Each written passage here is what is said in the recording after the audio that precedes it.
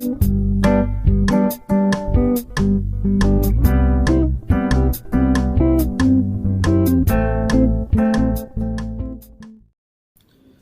guys, how are you? This is Aryan sir. Welcomes you all to my YouTube channel AJ English Classes. Guys, इससे पहले आप Indian civilization and culture जो कि class 12th का first chapter है और उस पे line to line Hindi explanation के साथ पूरा ही चैप्टर हम कवर किए। तो जिस बच्चे ने पूरा चैप्टर पढ़ा है, मैं उम्मीद करता हूं कि आज का जो हमारा ये वीडियो है, जो ऑब्जेक्टिव क्वेश्चन है क्लास 12th के लिए MCQ मल्टीपल चॉइस क्वेश्चन, उसकी ये वीडियो है जिसमें टोटल हम 60 क्वेश्चंस कवर करने जा रहे हैं। तो हर एक क्वेश्चन का आंसर मुझे लगता है कि आपको पहले से पता होगा अगर आप पूरा ही चैप्टर लाइन टू लाइन, जो कि 24 पैराग्राफ्स है और 4 वीडियोज उसके बने हैं, इससे पहले 4 वीडियोज लेक्चर में हमने कवर किया है पूरे चैप्टर को। और अगर आपने वो वीडियोज देखा है, आपको अगर वो पढ़े हैं, तो आपको ऑब्जेक्टिव बनाने में किसी भी तरह की कोई परेशानी नहीं होगी। और साथ ही मैं दावे के साथ कह सकता हूं कि अगर आप हमारा जो ये objective MCQ multiple choice question का सीरीज होने वाला है, जिसमें हम पर चैप्टर में से 50 to 60 क्वेश्चंस कवर करने जा रहे हैं, जिससे कि एक भी क्वेश्चन आपका छूटेगा नहीं। गारंटी देता हूं मैं कि आपका जो ऑब्जेक्टिव क्वेश्चन है वो हमारे द्वारा जो बनाई गई ये वीडियो लेक्चर है, यानी कि जो बुक कंटेंट आप देख पा रहे हैं, और इसी में से आएगा। गारंटी है, कुछ भी कहीं से भी बाहर से नहीं आएगा, क्योंकि हम पर चैप्टर में लाइन टू लाइन एक एक वर्ड को कवर करने जा रहे हैं, एक एक सेंटेंस को कवर करने जा रहे हैं, पूरे होल चैप्टर को पूरी तरह से कवर करेंगे। तो गाइस चलिए शुरू करते हैं। जो 60 क्वेश्चंस का ये वीडियो लेक्चर होगा, थोड़ा सा हो सकता है कि लंबा हो जाए, बट तो चलिए शुरू करते हैं। लेक्चर थोड़ा सा लंबा हो सकता है, लेकिन टोटल 60 क्वेश्चंस हमको इसमें कवर करना है। तो क्वेश्चन नंबर 1 देखते हैं इंडियन सिविलाइजेशन कल्चर से। क्वेश्चन नंबर 1 है कि महात्मा Gandhi was a dash. Mahatma Gandhi एक थे, क्या थे? Politician, social reformer, economist and spiritual leader. तो गाइस हमको ध्यान देना है कि आपने चैप्टर पढ़ा है और चैप्टर के अकॉर्डिंग यहाँ पे हमको MCQ चूज करना है। तो 1 का आंसर हो जाएगा D, spiritual leader. Question number 2 है what did Mahatma Gandhi use as a chief weapon. Mahatma Gandhi मुख्य हथियार के रूप में क्या प्रयोग करते थे? शॉर्ट्स, तलवारें, गन्स, न्यूक्लियर वेपन्स, नाभिकीय हथियार, ट्रूथ एंड नॉन वायलेंस, सत्य और अहिंसा। तो क्या हो जाएगा आंसर? ऑप्शन डी हो जाएगा, truth and non violence. Question number 3 में आप देख रहे हैं civilization points out to man how to make money, how to win the enemy, the path of duty, the way of living. Guys क्या answer हो जाएगा? The path of duty. Question number 4 है to observe morality is to attain master over. Option number A है economic growth, आर्थिक विकास, political ability, राजनीतिक योग्यता, and option C है minds and passions, option D है आर्ट। तो इसका आंसर क्या हो जाएगा? Option number C, minds and passions. अब क्वेश्चन नंबर 5 देखते हैं। क्वेश्चन नंबर 5 में कह रहा है कि the mind is restless bird which always remains. Option है हंग्री, अनसेटिस्फाइड, थर्स्टी, सिक। आंसर क्या हो जाएगा? आपने पढ़ा है कि चैप्टर में आपने पढ़ा था कि the mind is restless bird because which always remains hungry, या अनसेटिस्फाइड, या थर्स्टी, या सिक। तो क्या हो जाएगा? अनसेटिस्फाइड। कि हमेशा क्या रहता है? माइंड अनसेटिस्फाइड रहता है, जितना ही इनको इसको मिलता है इसे उतना अधिक चाहिए। अब क्वेश्चन नंबर 6 है Indian civilization and culture has been written by. आप सबको पता है इंडियन सिविलाइजेशन एंड कल्चर किसके द्वारा लिखा गया? महात्मा गांधी के द्वारा। तो यहां पे जाकिर हुसैन, पंडित नेहरू या नन ऑफ दीज को टिक नहीं करेंगे, महात्मा गांधी को टिक करेंगे। नेक्स्ट क्वेश्चन नंबर 7 देख रहे हैं। क्वेश्चन नंबर 7 में है कि modern civilization is the worship of material, ethics, brotherhood, equality. तो इसका सही आंसर हो जाएगा मटेरियल, शारीरिक सुख। ठीक है, क्वेश्चन नंबर 8 देखेंगे। क्वेश्चन नंबर 8 कह रहा है कि इंडियन सिविलाइजेशन यानी कि ओल्ड सिविलाइजेशन इज क्या है, गॉडलेस है या based on a belief in God है, बेस्ड ऑन मैनर है, इंडस्ट्री है। क्या होगा इसका करेक्ट आंसर? इसका करेक्ट आंसर होगा based on a belief in God. Question number 9 है, our ancestor decided us from. Option A है मोरालिटी, नैतिकता, option B politics, option C luxuries and pleasure and option D spirituality. Our ancestor decided us from, हमें किस चीज से हमारे पूर्वज रोकते थे? आपने चैप्टर पढ़ा है, उसमें स्पष्ट रूप से बताया गया कि महात्मा गांधी ने कहा है कि हमारे पूर्वज हमेशा हमको क्या कहते थे कि हमें आराम और सुख के लिए एक लिमिटेशन होनी चाहिए, एक लिमिट्स उन्होंने हमारे लिए तय किया था और वो उससे हमें रोकते थे और अपने हाथ और पैर का प्रयोग करने के लिए कहते थे। क्वेश्चन नंबर 10 देखेंगे। क्वेश्चन नंबर 10 में क्या है कि people in ancient days were satisfied, people in ancient days were satisfied with, जो पुराने समय में लोग किस चीज से संतुष्ट रहते थे? टाउन से, सिटीज से, विलेजेस से, स्टेट्स से। आंसर हो जाएगा विलेजेस से। ठीक है, अब नेक्स्ट क्वेश्चन है क्वेश्चन नंबर 11 देखते हैं। क्वेश्चन नंबर 11 आप देख पा रहे होंगे, एक सेकंड हम सेट कर लेते हैं थोड़ा सा बुक को सही जगह पे। हाँ, अब क्वेश्चन नंबर 11 में in ancient days the common people enjoyed, यानी पुराने समय में सामान्य लोग आनंद लेते थे। किस चीज का आनंद लेते थे? व्यापार का, एग्रीकल्चर खेती का, सर्विस नौकरी का, पॉलिटिक्स राजनीति का। राइट आंसर क्या होगा? आप कमेंट बॉक्स में कमेंट करें, आपको जो आंसर राइट लगता है आप कमेंट करके बताएं। इसका राइट आंसर हो जाएगा एग्रीकल्चर, खेती। पुराने समय में सामान्य लोग, कॉमन पीपल जो होते थे, वो एग्रीकल्चर को एंजॉय करते थे, कृषि को, खेती को। क्वेश्चन नंबर 12 देख रहे हैं, हैप्पीनेस इज लार्जली, बहुत बच्चों को ये लाइन याद होगा, happiness is largely a mental condition, luxuries and pleasure, morality and spirituality. क्या हो जाएगा राइट आंसर?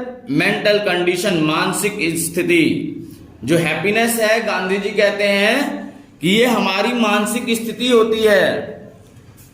ठीक है, क्वेश्चन नंबर 13 देखिए एक बार। Indian glory is that it is movable, immovable, ignorant, uncivilised. Bharat का गौरव किस चीज में है कि यह हमेशा क्या रहता है? स्थिर, इमूवेबल है। क्वेश्चन नंबर 14 देख रहे हैं, our forefathers did not invent machinery because, option 1 है these would have made us proud, option B देख रहे हैं these would have made us ignorant, these would made us lazy, option D है these would have made us smart, कि हमारे पूर्वजों ने machinery का आविष्कार नहीं किया क्योंकि these would made us lazy, क्योंकि ये हमें क्या बना सकते थे? आलसी। क्वेश्चन नंबर 15 देखेंगे। क्वेश्चन नंबर 15 में देख रहे हैं क्या है? Mahatma Gandhi road articles 4। आपने पढ़ा है जो इंट्रोडक्शन है, इंट्रोडक्शन में भी आपने महात्मा गांधी के बारे में जो इंट्रोडक्शन है उसमें भी आपने पढ़ा कि महात्मा गांधी ने आर्टिकल्स किसके लिए लिखा?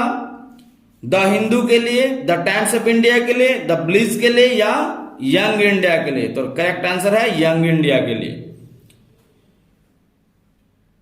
क्वेश्चन नंबर आप 16 देखेंगे। Mahatma Gandhi in his essay deals in customs and traditions, option B है पॉवर्टी एंड अनएम्प्लॉयमेंट यानी गरीबी और बेरोजगारी, option C civilisation and culture, option D none of these.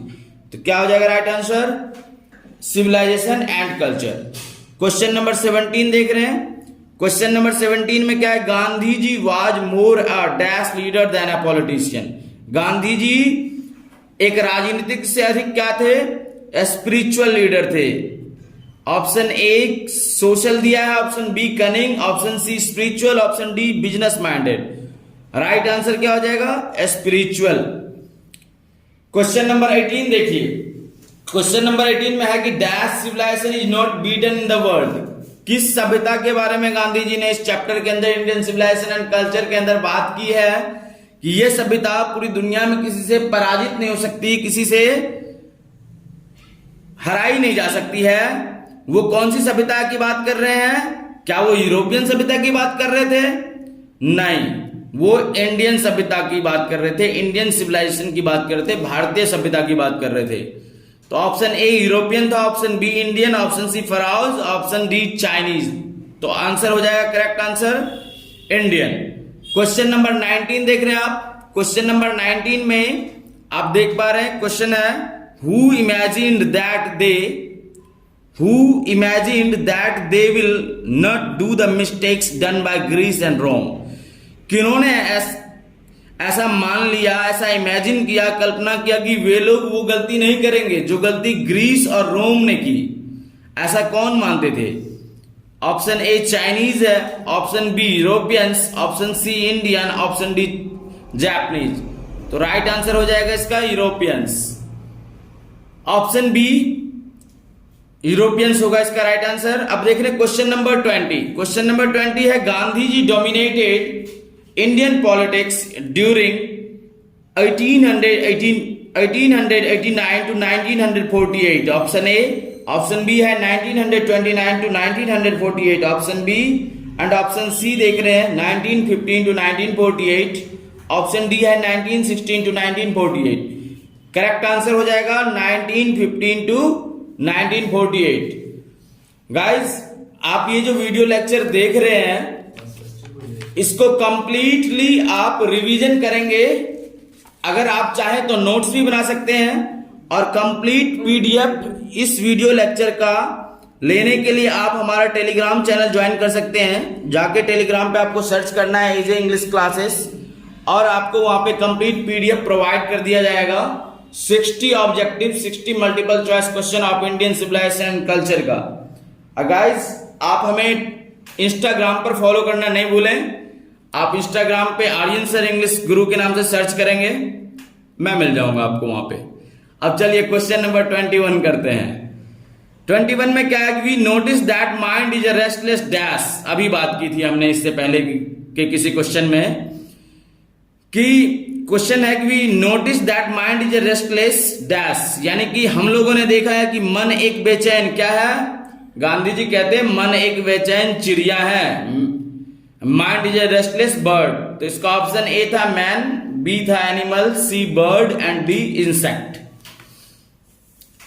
Question number 22 देखिए, whose swords were inferior to the swords of ethics, यानी कि किनकी तलवारें नीति शास्त्र के तलवारों के सामने छोटे पड़ जाते हैं, घटिया महसूस होती है।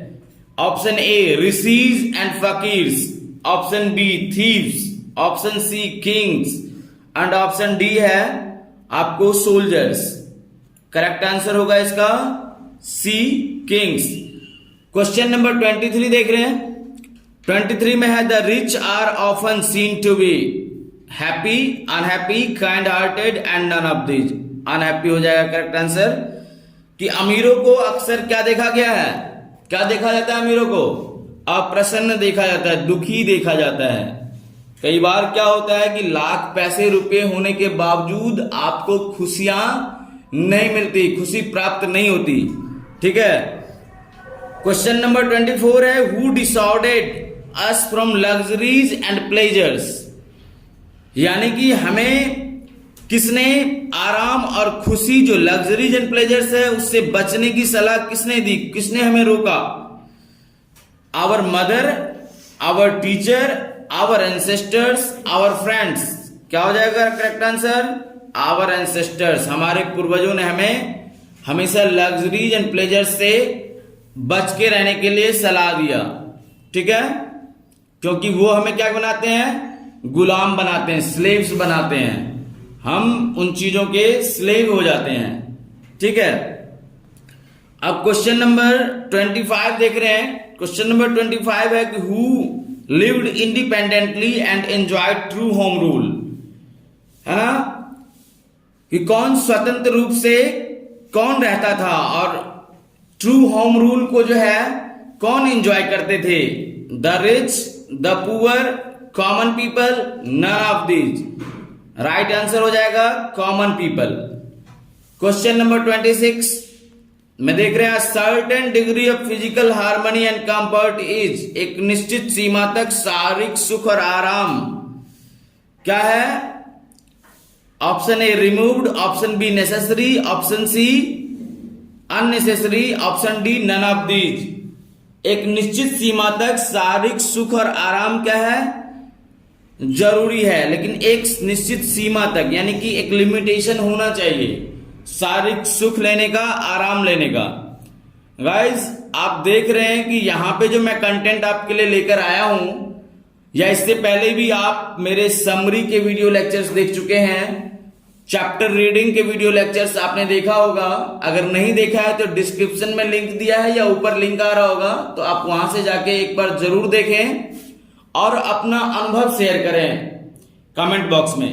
तो आपने देखा होगा कि हर एक चीज को हम कितनी मेहनत करके आपके सामने लेकर आते हैं, यानी कि हर एक चीज को इंग्लिश टू हिंदी ट्रांसलेट करके, क्योंकि बिहार बोर्ड में अक्सर बच्चों का जो इंग्लिश का लेवल है वो थोड़ा सा अच्छा नहीं रहता है, क्योंकि क्लास 10 तक आप उतना फोकस करते नहीं अपने इंग्लिश पे, और 11th में आपको आके फर्स्ट चैप्टर मिलता है लिटरेचर में animals in prison, Jawaharlal Nehru ji का, जो कि काफी डिफिकल्ट मालूम पड़ता है पढ़ने के बाद उन बच्चों के लिए जिनके इंग्लिश वीक होती है, क्योंकि स्टैंडर्ड अच्छा रहता है।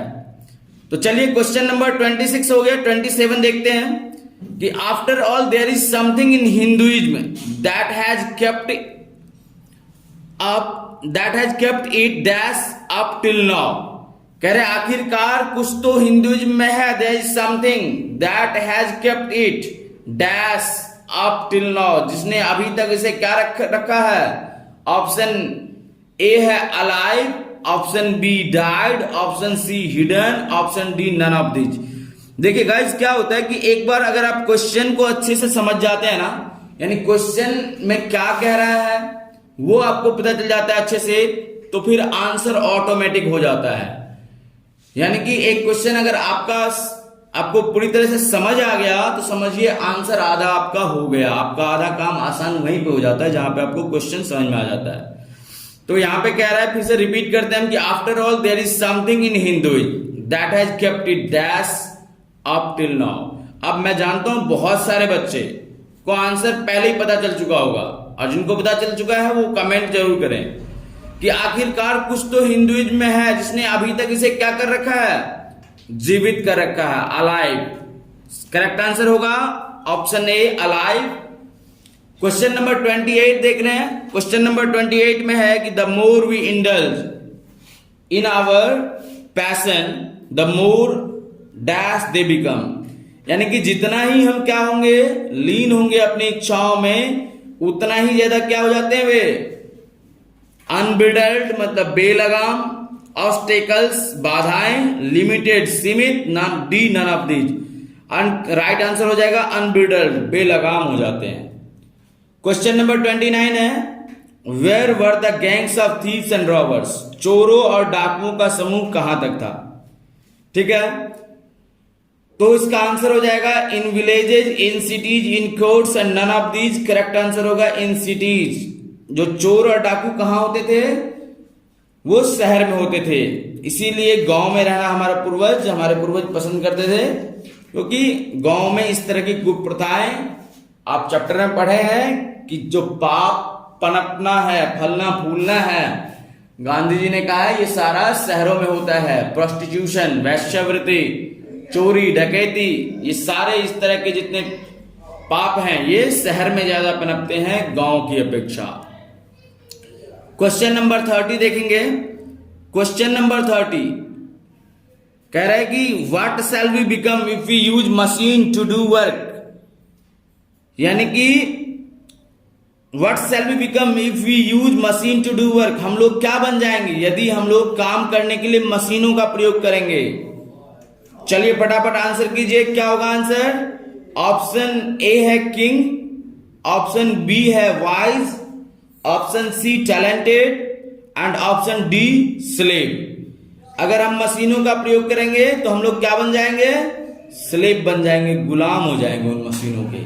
ठीक है, जिस टाइम में इलेक्ट्रिसिटी नहीं होती थी, बिजली नहीं होती थी, मान लीजिए जिनके घर में पंखा नहीं चलता, ठीक है, वो भी आराम से जिंदगी काटते हैं। लेकिन जिनके घर में एसी पंखा कूलर है, अगर उनका एसी पंखा कूलर उनसे छीन लिया जाए तो उनकी जिंदगी पहले से अधिक दुखदाई, अधिक परेशान हो जाती है, क्योंकि हम क्या होते हैं? अपनी आदतों के गुलाम बन जाते हैं। तो इसी के बारे में इस चैप्टर में इंडियन सिविलाइजेशन कल्चर में बहुत ही अच्छी तरीके से गांधी जी ने स्पष्ट किया, वर्णित किया। अब क्वेश्चन नंबर 31 देख रहे हैं, गांधी जी वेंट टू चंपारण इन। गांधी जी चंपारण कब गए? ठीक है, तो इसका आंसर आप देख रहे हैं क्या होगा? पहला ऑप्शन है गांधी जी वेंट टू चंपारण इन 1917, 1917 में, 1916, 1918 या 1915। तो गाइस करेक्ट आंसर होगा यहां पे 1917। Question number 32, wealth and luxury do not make a dash happy. क्या हो जाएगा आंसर? ए है डॉग, बी है कॉ और सी में देख रहे मैन और D bird. Option C is the correct answer, man. Question number 33, Gandhi ji always believed in simple. ये तो सबको ही पता होगा। ऑप्शन क्या है उसका करेक्ट आंसर हो जाएगा? Living. Option A living, B है life, C mind and D thinking, और इसका करेक्ट आंसर लिविंग हो जाएगा। क्वेश्चन नंबर 34 देख रहे हैं, Gandhi ji is known as father and guider, Bapu and Mahatma, father and uncle, father of district. Correct answer होगा Bapu and महात्मा। गांधी जी बापू और महात्मा के नाम से जाने जाते थे। Question number 35, who were rulers of Egypt. जो मिस्र के शासक कौन थे? मिस्र के शासक कौन थे? करेक्ट आंसर हो जाएगा फराउज। प्राचीन मिस्र के राजा को फराउज कहा जाता है। Question number 36, gibbon is associated with. क्या हो जाएगा correct answer? Gibbon is associated with. एक बार फटाफट आप आंसर करें, क्वेश्चन देखें। ऑप्शन में है इटली, ग्रीस, जर्मनी, फ्रांस। तो इसका करेक्ट आंसर हो जाएगा ऑप्शन नंबर ए, इटली। गिबन किससे जुड़ा हुआ है? इटली से। क्वेश्चन नंबर 37 देख रहे हैं, civilisation is the state of development of a dash. Option A people, option B animal, option C bird and D non living thing. Option A is the right answer, people. Question number 38, my experiments with truth was written by. Abdul Kalam ji ने लिखा था माई experiments with truth, या पंडित नेहरू ने लिखा था, या सरदार पटेल ने, या नन ऑफ दीज। आप बताइए किसने लिखा था? आपको जानकारी है कि नहीं है? देखिए इसमें जो तीन नाम दिया गया है, अब्दुल कलाम, पंडित नेहरू, सरदार पटेल, इन तीनों ने तो नहीं लिखा था। तो यहां पे आपको करेक्ट ऑप्शन आप चुनेंगे नन ऑफ दीज। लेकिन मैं आपको बता दूं गाइस कि ये महात्मा गांधी के द्वारा लिखी गई उनकी ऑटोबायोग्राफी है, आत्मकथा है, जिसका नाम है माई एक्सपेरिमेंट्स विद ट्रुथ। सच के साथ जो है मेरा अनुभव। क्वेश्चन नंबर 39 देखेंगे, I am no hater of the. Gandhi ji ने क्या कहा कि मुझे किससे नफरत नहीं है? ईस्ट से, नॉर्थ से, साउथ से, वेस्ट से। Right answer is the option D, west. And question number 40, where is the world famous attic civilization. कहां है एटिक सिविलाइजेशन? पूरी दुनिया की मशहूर एटिक सभ्यता कहां है? ग्रीस में, इटली में, स्पेन में, Portugal. And the right answer is option A, Greece. Greece में है। क्वेश्चन नंबर 41, क्वेश्चन नंबर 41 में आप देख पा रहे हैं क्या है? Plain living and high thinking is the motto of a eastern philosopher. Option A and option B western philosopher. तो इसका आंसर हो जाएगा ऑप्शन बी, वेस्टर्न फिलोसफर। एक वेस्टर्न फिलोसफर की ये जो है मोटो था कि plain living and high thinking, साधारण रहन सहन और ऊंचा सोच, ऊंचा लक्ष्य। सोच लक्ष्य है किसका? एक वेस्टर्न फिलोसफर का। इसका जो ऑब्जेक्टिव में ऑप्शन है और जो कि आपको नॉर्दर्न और सॉदर्न दिया हुआ है, north philosopher and Britain philosopher दिया गया, ये दोनों आंसर नहीं होगा। चलिए क्वेश्चन नंबर 42 देखते हैं। Sacrifice is the sole aim of our farmers, philosophers, scientist, rishis. Option D is the right answer, that is rishis. And now the next question, that is question number 43। Who viewed that large cities were snare and useless encumbrances? कौन देखा कि बड़ा शहर एक जाल और बेकार का बोझ है? Romans, Italians, Germans, our ancestors. और इसका करेक्ट आंसर हो जाएगा our ancestors. Question number 44। A man is not necessarily happy because he is, option है रिच, पुअर, इल, लीडर। एक आदमी जरूरी नहीं है कि खुश है क्योंकि वह क्या है, रिच है, क्योंकि वह गरीब है, बीमार है, या लीडर है, नेता है। तो इसका करेक्ट आंसर क्या हो जाएगा? ऑप्शन नंबर ए, रिच। एक आदमी जरूरी नहीं है कि खुश है क्योंकि वह अमीर है। ऐसा नहीं है कि अमीर है तो खुश है। कई बार बहुत सारे अमीरों को देखा गया है कि आदमी के पास सब कुछ होते हुए भी वो जिंदगी में, अपने जीवन में दुखी होता है। Question number 45। European civilization is no dot suited for the, question number 45 में क्या देख रहे हैं कि European civilization is no dot suited for the dash. किसके लिए? Option A Romans, option B Italians, option C Germans, option D Europeans. जो European सभ्यता है वो कोई शक नहीं है उनके अनुकूल है। किसके अनुकूल है? यूरोपियंस लोगों के अनुकूल है। ठीक है, उनकी सभ्यता है तो उनके अनुकूल है, वो उनके लिए ठीक है, लेकिन वो हमारे लिए ठीक नहीं है। हमारी सभ्यता पूरी दुनिया की जितनी सभ्यताएं हैं उसमें सबसे बेस्ट है, सबसे सुपेरियर है। क्वेश्चन नंबर 46 देख रहे हैं। क्वेश्चन नंबर 46 में कह रहा है कि if India endeavours to copy European civilization it will dash India. यदि भारत यूरोप के सभ्यता की नकल करने की कोशिश करेगा तो यह भारत को क्या कर देगा? ऑप्शन ए र्यून, बर्बाद कर देगा। ऑप्शन बी प्रोग्रेस, उन्नति, विकास होगी। Option C rich, make rich, धनी बनाएगा, या none of these. Option A आएगा is the right answer, that is ruin, बर्बाद कर देगा। Question number 47। Hinduism has made wonderful discoveries in things of dash. क्या हो जाएगा करेक्ट आंसर? ऑप्शन ए देखिए physical comfort, B religion, C spirit and soul, and option D में क्या है? B and C, religion, spirit and soul. तो option D is the right answer, B and C both. Question number 48 देख रहे हैं। Question number 48 में कह रहा है जो Indian civilisation are dazzled by the material progress that dash science has made. कह रहे कि जो भारतीय भौतिक प्रगति से घिरे हुए हैं, जो डैश विज्ञान ने बनाया है। क्या हो जाएगा करेक्ट आंसर इसका? Option A eastern, B northern, C southern and D western. ठीक है।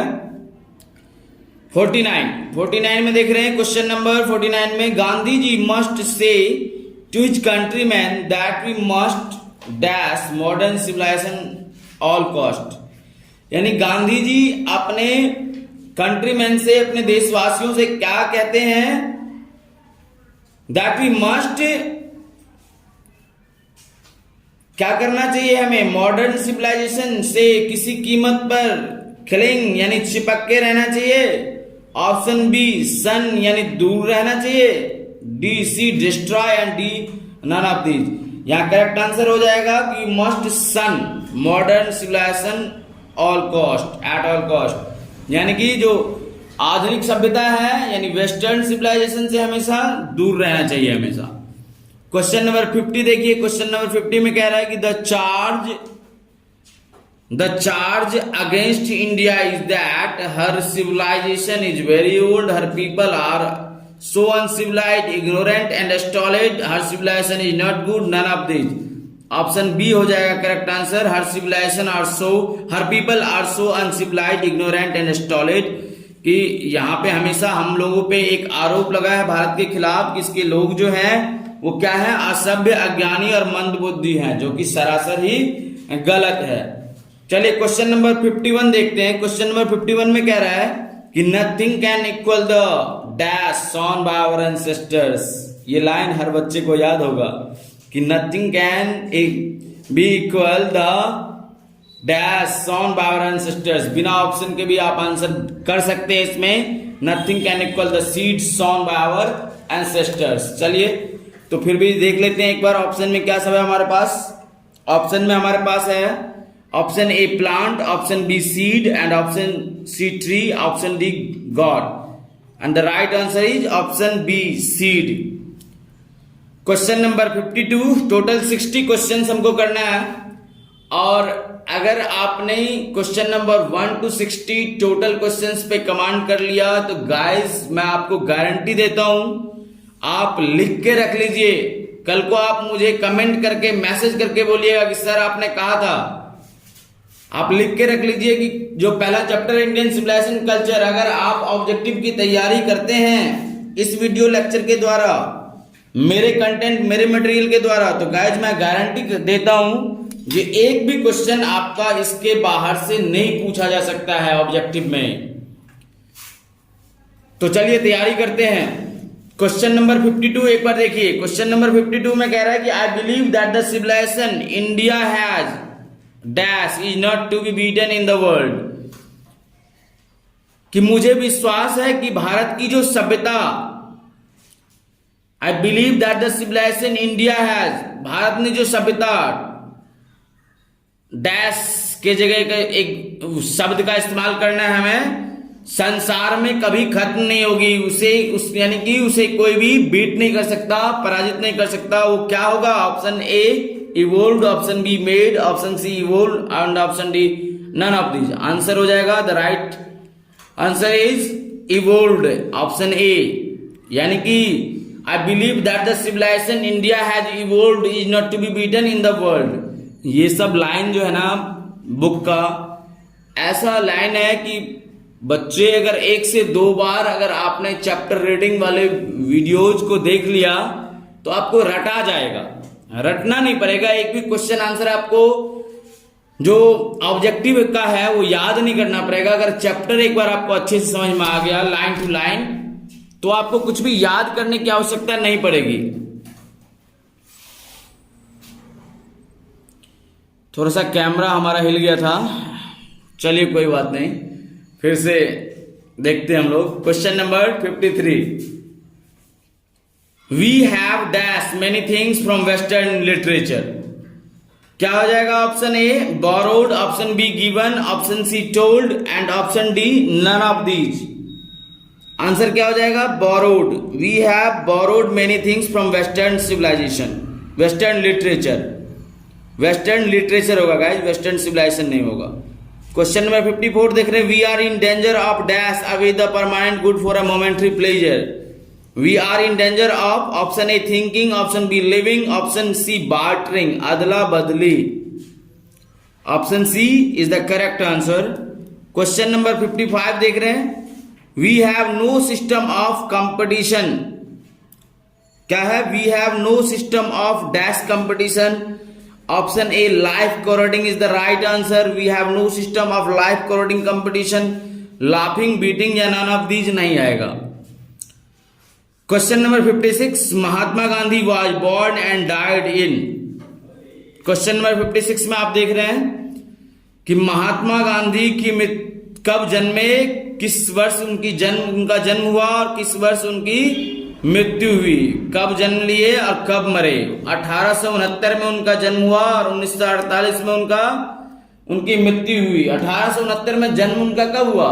2 अक्टूबर, और मृत्यु कब हुई? 30 जनवरी 1948। गाइज हमेशा ही हर एक चैप्टर में से आपको जो ऑथर है, पोएट है, उसका बर्थ और उनका डेथ दोनों का जो डेट है आपको याद रखना है। हमेशा ही लगभग वर्ष पूछा गया, क्वेश्चन बार बार रिपीट होता है, तो आपको दोनों चीज याद रखना है। ऑब्जेक्टिव में हमेशा ही पूछा जाता है। Question number 57, man led dash life in ancient age. यानी कि मानव प्राचीन युग में जीवन बिताते थे। कैसा जीवन बिताते थे? कंफर्टेबल, आरामदायक, या फैशनेबल, फैशन परस्त, या नोमैडिक, खाना बदोश, घुमंतू का जीवन बिताते थे, या नन ऑफ दीज, इनमें से कोई भी ऑप्शन सही नहीं है।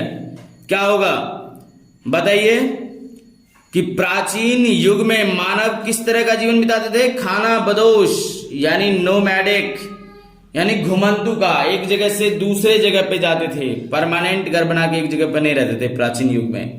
क्वेश्चन नंबर 58 है कि वेस्टर्न सिविलाइजेशन इज क्या हो जाएगा? ऑप्शन ए है थीस्ट, आस्तिक, option B godless, and option C unique, option D none of this. तो करेक्ट आंसर हो जाएगा जो गॉडलेस, भगवान में विश्वास नहीं रखने वाले लोग हैं, नास्तिक। और जो इंडियन सिविलाइजेशन और हमारे भारतीय सभ्यता की बात की जाती है तो हमेशा बिलीव इन गॉड की बात होती है, भगवान में विश्वास की बात होती है, आस्तिकता की बात होती है। Question number 59, it is the second last question of this video lecture. Guys 59 question देखेंगे आप। द पीपल ऑफ यूरोप, क्या है? The people of Europe are inspired by the Greek and Roman. जो यूरोप के लोग थे वो किसके द्वारा इंस्पायर्ड थे? ग्रीक और रोमन यानी यूनान और रोमन के लोगों के द्वारा, या उनके सिपाहियों के द्वारा, या उनके लेखकों के द्वारा, या नेताओं के द्वारा। Then here the correct answer is writers. Option number C correct answer है। जो यूरोप के लोग थे वो किससे प्रेरित थे? वो प्रेरित है ग्रीक और रोमन लोगों से, यूनानी और रोमन लोगों से। And it is the last question of this video lecture. अभी तक हमने 60 क्वेश्चंस कवर किया है गाइस। आप पूरा यूट्यूब सर्च कर लें और जहां से जो भी मटेरियल आपको अवेलेबल होता है क्लास 12 बिहार बोर्ड के लिए, कहीं पे भी आपको 60 क्वेश्चंस का कलेक्शन नहीं मिलेगा मल्टीपल चॉइस क्वेश्चन में, ऑब्जेक्टिव क्वेश्चंस में।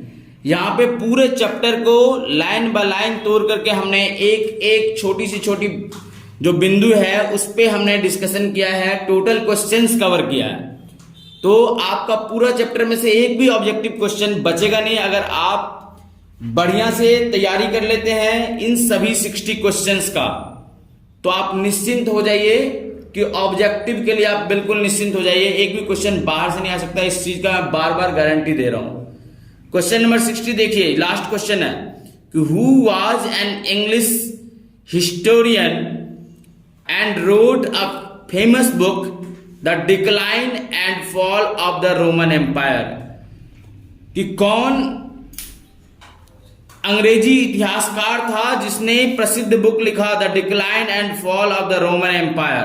किसने लिखा था? शेक्सपियर ने लिखा था, या बर्ट्रैंड रसेल ने लिखा था, या गिबन, या ऑल ऑफ दीज? सब ने लिखा था? नहीं गाइस, इसका जो करेक्ट आंसर होगा option C, it is the correct answer, the Gibbon. Gibbon है करेक्ट आंसर, ठीक है। इसके बाद हम लोग नेक्स्ट वीडियो लेक्चर में करेंगे भारत इज माय होम।